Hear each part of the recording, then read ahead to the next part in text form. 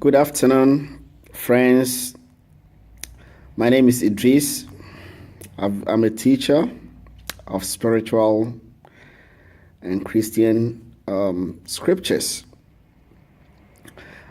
This afternoon, I want to speak to you on who is a man. For ages now, this question has been a very naked secret. I say naked secret because even though it is discussed in the various scriptures and holy books, this knowledge has become or is very difficult to be understood by the ordinary human being, except the one who has set himself or herself on the journey of seeking to understand these things. Who is a man? The various scriptures and holy books talks about man being created by God out of dust and God breathing into man the breath of life and man becoming a living soul.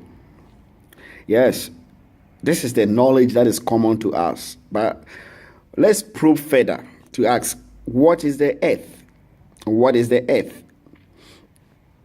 What makes the physical body? You see, before I go into that direction, I want to lay this foundation. Human beings are made of, often we talk about three parts: the body, the soul, and the spirit. Now, I want to focus on two of these parts, that is the body and the soul. The body of a human being is actually what is the physical aspect of him. The body starts from the womb of the mother of a person. The body of a human being is made up of the conversion or the turning of or the transforming of the various foods that is eaten or the drinks that is taken into this complex material structure that we call body. The idea of the earth is very detailed to be explained in this short video. But in simple terms or in simple language, our physical body is the part of us that we take on whilst we are on this planet. As you bear with me, what actually brings or starts the process of conception of a human being does not start in a material form. The sperm from the male and the egg of the woman cannot be physically seen except under a microscope, which even under the microscope is very doubtful. I believe that the sperm and the egg are in a form of energy called the spirit. So they cannot simply be seen and observed under a microscope. But scientific world has come to explain it. And that is as it stands, that is the knowledge we know. Now, the physical body is actually what we accumulate here. So this means that there is a part of us that is given from the divine. There is a part of us that descends from the Father, the Yahuwah, the Elohim. Part of us comes from him. And this part of us that comes from him is a pure light energy.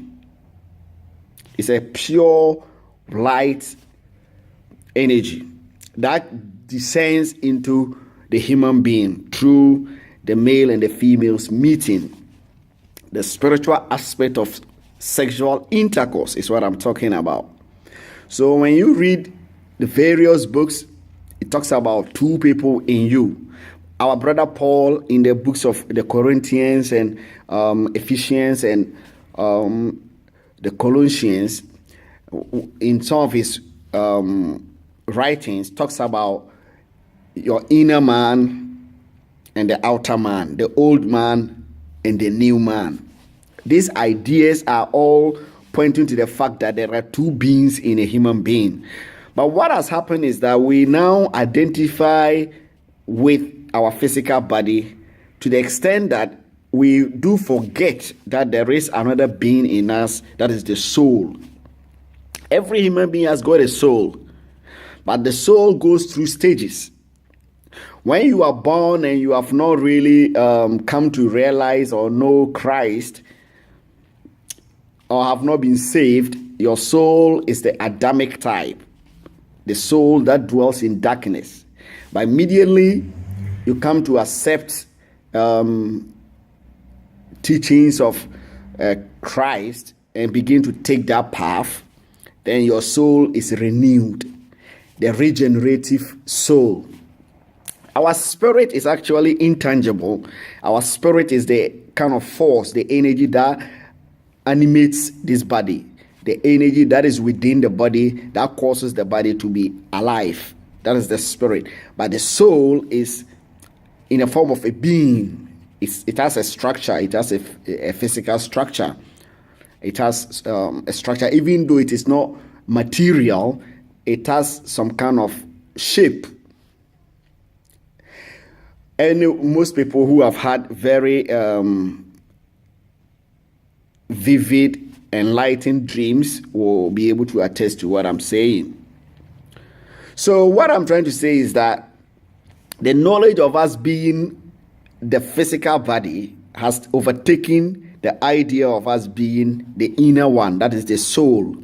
If you listen to the Bible, it said, and God molded man from the earth and breathed into man the breath of life.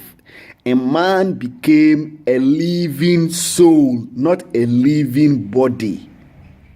A living soul. So we are actually the souls that is in this body. But we are not this body that have souls. No. But that is how we've come to believe. And for that matter, we are not able to relate to our true self, that is the inner being. So what salvation does is that it redirects us to our inner being. It reconnects and reconciles us, our thinking, to what we have lost already, to the soul-like nature that we are truly, but the world and society has made us to understand that we are this body. So for that matter, we are much concerned with the welfare of this body than the welfare of the soul. If you read 2 Corinthians chapter 4 verse 16, 1 Corinthians chapter 15 verse 44, and Ephesians chapter 4 24, if you read 2 Corinthians chapter 5 17, Colossians 3:10, all these things, there are so many scriptures that point us to the idea that human beings are two parts, the physical body and the spiritual body. But what I'm trying to tell you is that the spiritual or the soul-like body, the soul in us, is more powerful than we think. If we are able to relate with him and actually develop him, because the soul is under constant transformation. If we are able to develop this soul, we are now developing it. The aim is to develop him to become like the Christ. The Christ-like nature, full of power, full of ability, full of hope, and eternal in nature. There is nothing that we confront on this earth that we cannot accomplish. Our soul is always yearning to reconcile with us, but we have always rejected and ignored him. Deep down in you, you always feel some voidness, some lack, that something is telling you something is not right.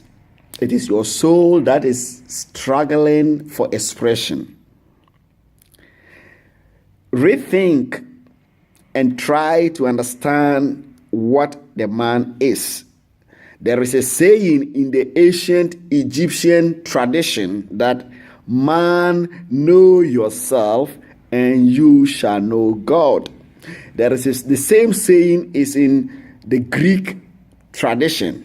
Man, know yourself and you shall know the gods. Brothers and sisters, Christ Jesus was teaching us the idea that we are powerful creatures in the image of God. He is not referring to the physical body alone being the image of God, but the inner one, the soul. I call you to recognize and realize that there is a powerful giant, a powerful angel, a Christus in you. You have to activate him. Give him chance to express himself. And you will be limitless. You will be eternal. And you will really enjoy him. Thank you, and God bless you.